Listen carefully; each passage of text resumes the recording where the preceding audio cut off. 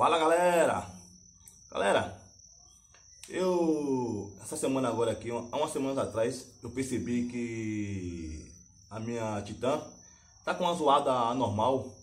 Como eu já falei para vocês, que a pessoa não precisa ser mecânico para ver que o motor da moto não tá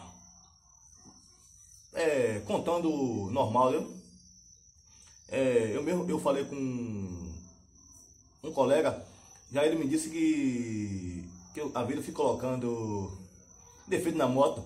Só que eu expliquei a ele: se você tem uma moto, você tem um carro, se você já fica com ele um bom tempo, você começa a conhecer ele, né? Você sabe quando você, às vezes você tem uma moto ou um carro, às vezes quando você bate ele de primeira ele já liga, viu? Ele já liga. Só que quando você bate ele de primeira ele já não liga, você já acha que não tá normal, né? E vou estar ligando ela aí para vocês verem aí. Se tiver algum mecânico assistindo aí esse vídeo aí, se ele puder me ajudar aí a identificar que barulho é esse.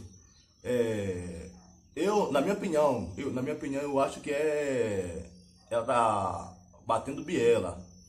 Tá bem longe ainda, viu? A zoada tá bem longe. Mas vou estar colocando mais perto aí, vou ligar ela aí para vocês ouvir aí. Se tiver algum mecânico aí, se puder me ajudar aí, eu agradeço aí. A identificar aqui o barulho desse aí.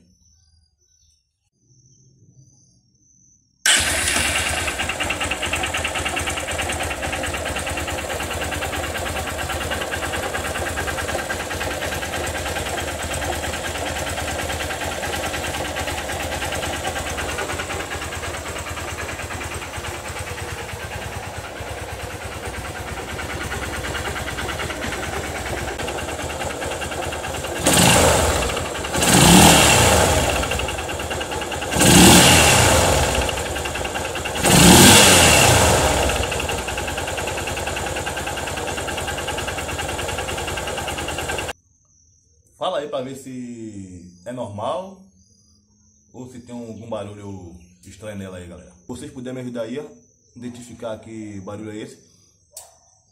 Tente ouvir direitinho aí, que tá... Como eu acabei de ligar ela aí. Se você souber aí, deixa aí embaixo nos comentários aí para estar me ajudando aí, galera. Valeu, fui, galera. Fica com Deus, tchau, tchau.